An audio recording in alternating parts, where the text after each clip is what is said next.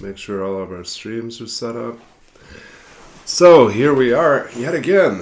Welcome back. I'm Jim LaPierre. This is Sober Now. And today's topic is getting through the holiday season clean and sober. Would love to hear from you. Message in your questions, your comments, your experience, strength, and hope. What's working well for you? Streaming today on Sober Now's Facebook page. If you haven't been over there yet, head over, give it a quick like, and you'll get some notifications about everything that's going on with our site and our YouTube channel. A lot of good stuff happening over there. Over 100 videos on different aspects of recovery, vlogs, lots of free resources, and want to encourage you to check that out. Please let me know what's on your mind today. Always want to make these conversations really interactive. So, this, for most of us, is a tough time of year. I always think about a good friend of mine years ago at this time of year. I just saw this look on her face and I checked in with her. She's a therapist like me, and I asked, "How you doing?" And she shrugged and said, "Oh, it's the holiday season in mental health." For most of us in various forms of recovery, the holidays are a tough time of year. We naturally reminisce. We think about our past and maybe get stuck in regret. We look ahead to our future and maybe get really nervous or start anticipating what's coming next. Of course, the holiday season in the midst of COVID is more than a little bit weird. And I've been hearing from all kinds of folks how relieved they are, because the upside of COVID is that they don't have to travel home for the holidays. And I really want to, I'll get into that in a minute, but I really want to challenge those notions, those feelings of obligation. One of my favorite things to ask people is that those people that you feel obligated to, who taught you that you were obligated to them? Right, they did, and it's incredibly self-serving. So, getting through the holidays clean and sober, the first thing that I encourage folks to do is to grab some paper and pen, or do it on your laptop if you really need to, and write out some ideas about the expectations you have of yourself. My friends in 12-step programs often say to me that expectations are a premeditated resentment. But I think we tend to apply that more in terms of what we expect of others than what we expect of ourselves. What I've learned from all these years of working with people is that expectations are incredibly important, but they tend to be subconsciously developed and maintained, and oftentimes our goal is to keep our standards and our expectations of others very low. We do that to avoid disappointment, and we tend to correspondingly keep our expectations of self extremely high, both to avoid disappointing others. We're loath to make other people feel the way that we have felt. We tell ourselves that we pride ourselves in being independent, but my experience is the truth is we're more often afraid to depend on other people. So we try to do everything alone. Sometimes, this is still a warehouse for bad ideas, right? So I will catch myself at times having expectations of what I should be able to do in general, how many things I should be able to do simultaneously.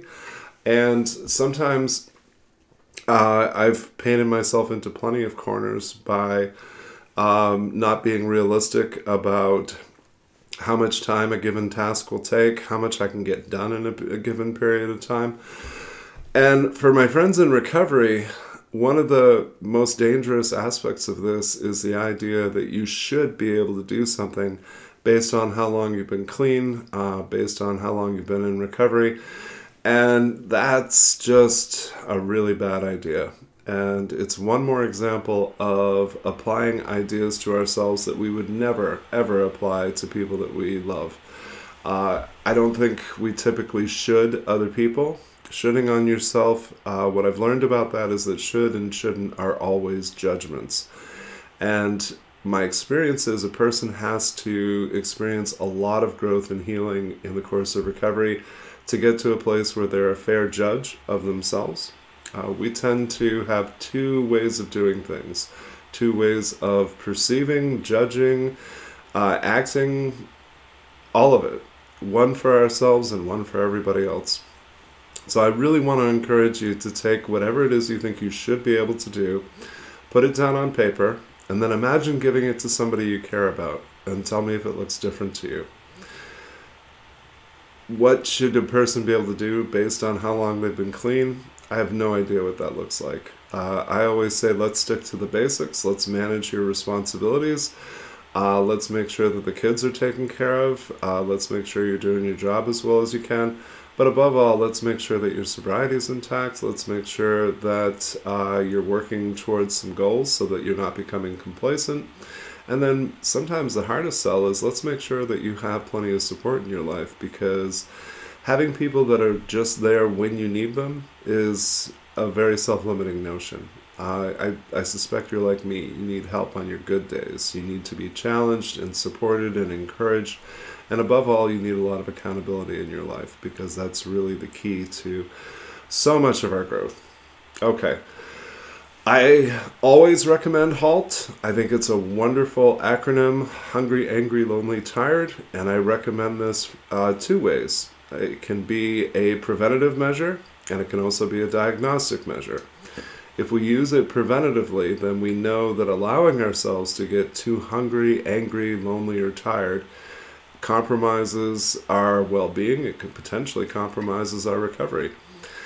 If sometimes we're feeling fucked up and we don't know why, and in that case, HALT is a great diagnostic tool. Am I hungry, angry, lonely, or tired?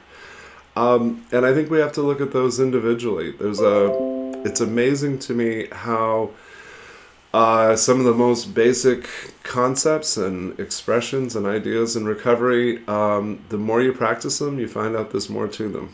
So, for example, with HALT, a lot of what we hunger for isn't just food. When we experience anger, no one is ever just angry. There's always a secondary emotion present, and if we can get in touch with what that is, there's a way better chance that we can get our needs met and work towards some resolution. Loneliness is something that we can manage to be in a room full of people, particularly if they're earthlings, particularly if they're people that we're related to but don't really enjoy their company. Loneliness is disconnection, detachment. For a lot of us, it's dissociation. And so we need to stay in good company, maintain connection to ourselves, ideally to a power greater than ourselves, and to some good people who really get us, because they're going to cover our blind spots. They're going to be able to call us out when we're getting squirrely or antsy. We need those people in our lives constantly. And the last one is tired. And so the next level of the tired is, I challenge that notion a lot, because my experience is that people who are tired, they just need a nap. More often, it's being drained. It's the empty cup that you can keep trying to pour out of. It's the cost of doing too much and not resting and not doing enough of the basics, not getting enough sleep and good nutrition, and not hitting meetings or coaching sessions or therapy sessions, whatever's working for you. Not only is it really more important during the holiday season that you do those things, it's probably a good idea to double down on those things. All right, I'm going to pause just to look for questions and comments that folks have. Please, the easiest way to get a hold of me right now is on Sober Now's Facebook group. Head on over there and post your questions or comments. Would love to hear about what works well for you. Okay. Again, because of COVID, we don't have a lot of office parties or social gatherings this time of year, but I'm still concerned about folks who, for whatever reason, have to be around people who are drinking or using. And so I want to encourage you to really up your self-care game. And specifically, I would ask you to think about, what are you going to do before you go to that gathering, whether it's family or whatever it is. What do you have planned to do afterwards? And then how are you going to cope with it during? So the beforehand, can you hit a meeting? Can you meet with a sponsor? Can you maybe get an extra coaching session in? What are the things that you can do to prepare yourself so that you're in the best possible mindset before you go? While you're there, first and foremost, have an escape plan. Because there's times where, despite our best efforts, Life sometimes just isn't manageable. Other people, places, and things aren't manageable. So I always caution folks, make sure that you have your own mode of transportation. Make sure that if you're driving, you park somewhere where you can easily get out. You don't want to be blocked in. You don't want to have literal obstacles to leaving a particular gathering. Make sure that you have some folks who support you on speed dial, because maybe you just need somebody to talk you through it. Anything that jeopardizes your recovery has to be measured and weighed carefully, but most importantly, it has to be planned for.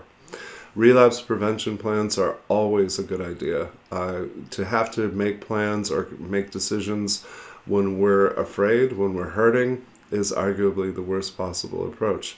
So having those things in place, knowing who you're going to call, and making plans for afterwards. Like if you really have to go face some fear, if you really have to go be around some people that aren't good for you, what are you going to do afterwards? Who are you going to debrief with? Who are you going to vent to? Who's going to support you in whatever your process is and whatever it is that you need to share? Just some things that I think need to be planned out, and it's one more place where we need to examine the expectations we have of ourselves and the standards that we hold ourselves to. I think the toughest one, honestly, is family. I think we feel like the holidays are a time where we have to gather. It's interesting to me because every expert in public health predicted that we would have a huge surge in COVID cases right after Thanksgiving, and they were right. So even in the middle of a pandemic, folks feel very strongly that they need to or have to get together with family.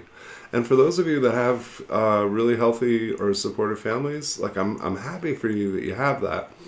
But bearing in mind the potential risks is not just about the pandemic. The potential risks are your mental health being triggered, and being triggered whether that's a basis of trauma from your family of origin or being triggered to just want to use because the emotions are so high and it feels so familiar. Oftentimes when we go back to our family of origin, we don't go back as the grown adults that we are. When we go back, we tend to adopt the same kind of behaviors and perspective that we did as much younger people and even as children. We tend to relate to our families the way that we always have. And for most of us, that is in an unhealthy and extremely codependent way. So it does not come naturally to us to put our needs first. It does not come naturally for us to practice a lot of self-preservation or to set boundaries or limits with people. But again, if I don't put my recovery first, I risk losing everything. So those are things that I think are really vital to keep in mind. I hope that you'll make them a priority. And I bet you'd be the first person to tell somebody else that that's exactly what they should do. But when it comes to ourselves, quite often we don't. Just checking messages again. Folks are fairly quiet today, but I really would love to hear from you. And I'd really love to have you connect with me. Jim@sobernow.com is the easiest way to do that. Would love to hear questions that you need answers to. If you're having a hard time finding resources, let me know. And if there's topics that you'd like to see covered in future talks, I'd really love to hear what those are as well. I would also love to have you check out SoberNow.com's website. We have 2 home study programs there. One for folks who are in early recovery and one for folks who are affected others. Those of us who have loved ones in active addiction or maybe early recovery, looking and exploring at how addiction affects the entire family, not just the person who's using. Really want to be able to make some options available for those of us who can't easily get into treatment for any reason. SoberNow's resources are extremely low cost. They're completely confidential, and they even ensure absolute anonymity. Like, we literally don't need to know your name or any identifying information about you to get you hooked up with the program. Okay. A few more thoughts. Whenever you're stuck, whenever you're not sure what to do, being of service to others is huge. It's the surest strategy I know for getting out of my own way. I think too often, amongst all the many ways we get stuck in our head, holidays are still points. And still points are any point at which we kind of naturally become introspective, we take stock, we look at where we've been and we look at where we're going. And holidays, anniversary dates, birthdays, funerals, and weddings, those are all times in which people very naturally take stock. But we don't necessarily do it consciously. We just kind of revisit or even relive parts of our past and try to anticipate, plan for, predict what's coming in the future. Hard to see anything going wrong with this plan.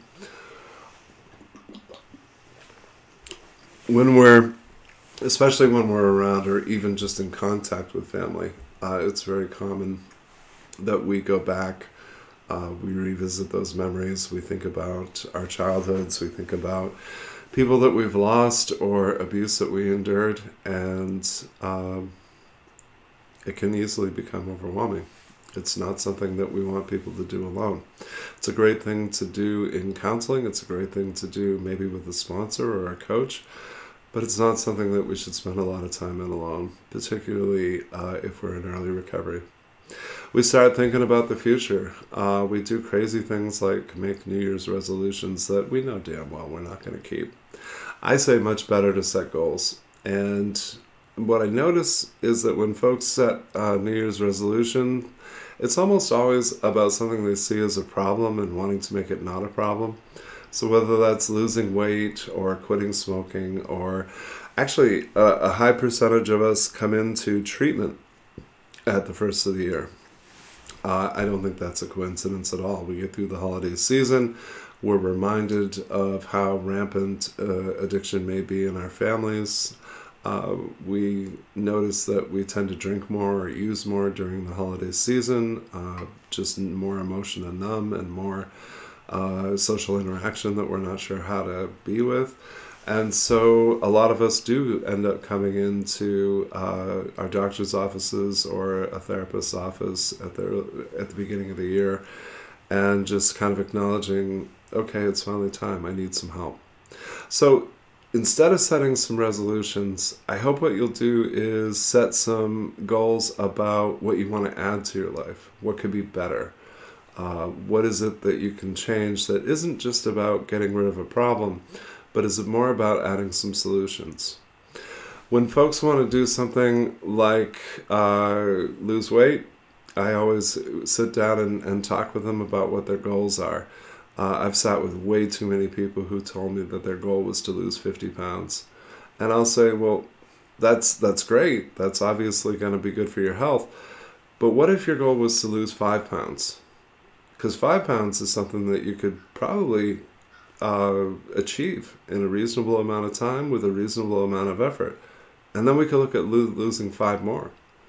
And gradually that would get you to 50.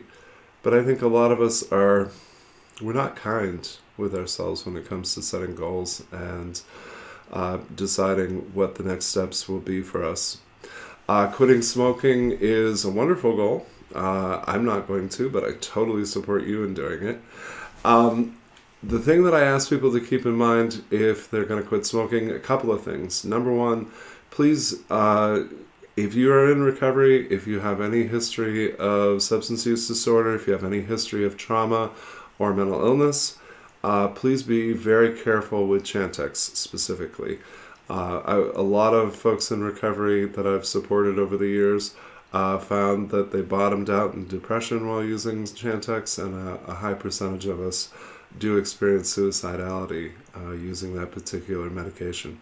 So I'm all about it if you want to quit smoking, but I also want you to consider that we never really just quit something. We usually replace it with something else. Like, it's not a coincidence that people usually gain weight when they first quit smoking, right? We replace smoking with using food to cope or having additional comfort. So just something to keep in mind. The choice to replace a behavior or replace a substance is usually made subconsciously, and that's why it's dangerous. I say to people, do what you will, but do it consciously. Do it because you damn well meant to. My hope for each and every one of us is that we're taking better care of ourselves than ever, because these are more difficult times than ever. This is unprecedented for us, honestly. And so, if that's true, if you agree with me that things are more challenging than they've ever been, then our support of one another needs to be greater than it's ever been. But if you're like me, you struggle to reach out for support. You struggle to identify what you need, much less to ask for it. You feel like other people aren't going to understand, or you have some worry about burdening or imposing upon them. And I want to remind folks that it helps us to help you, right? So quite often when we're afraid to reach out, what's really happening is that we're denying other people the chance to be of service. We're allowing them to stay stuck in their stuff instead of being there for us, meaningfully supporting us. And so I see all of those as missed opportunities. My hope, if I was going to wish for you to get something in the new year, it would be, let's make some new friends. Let's make some new connections. Let's support each other more than we ever have. Honestly, recovery is from anything, not just addiction, substance use disorder, but also from mental illness, from trauma, from eating disorders and self-harm, from all the things that people like me tend to do to ourselves. Recovery is about the most badass thing that a human being can do. And if somebody's going to undertake something as heroic as that, then they absolutely have my support in it. I'm going to be cheering for them all along. I'm going to be praying for them and wishing them well, but I'm also going to be looking to hold them accountable. Because if you're anything like me, you don't always know when you're being less than honest with yourself. If you're anything like me, you see it as acceptable to disappoint yourself, even though you work tirelessly to make sure that you don't disappoint others. So I think the opportunities that are before us are many. I think that ideally the holidays are a time where you'll have some time to relax. They'll have some time, some amount of connection, whether that's virtually, through fellowships, whatever works for you and keeps you safe is something that I'm a huge proponent of.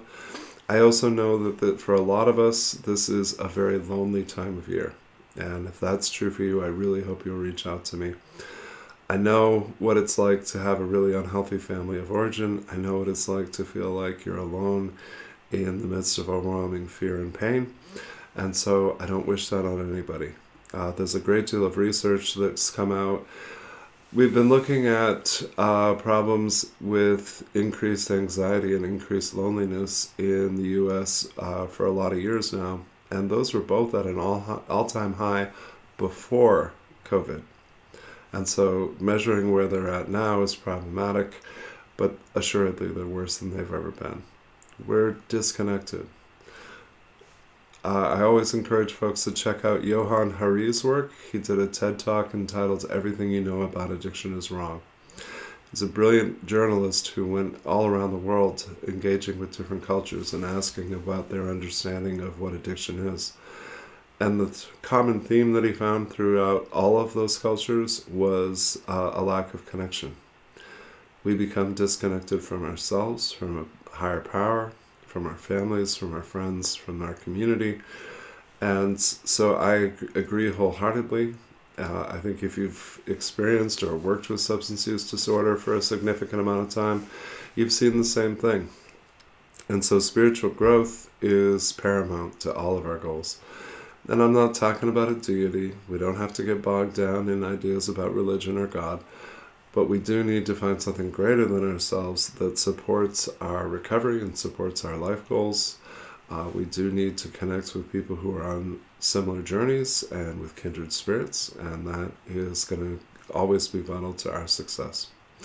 So I'm going to be wrapping up here in just a minute. But again, please connect with me, Jim@sobernow.com.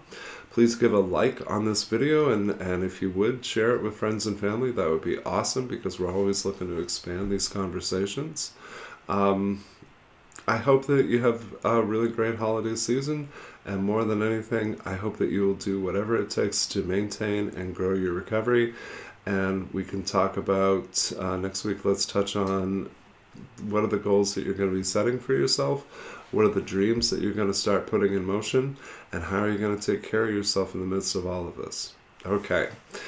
Have a great week. I will be back next Thursday, noon Eastern Time, and blessed be.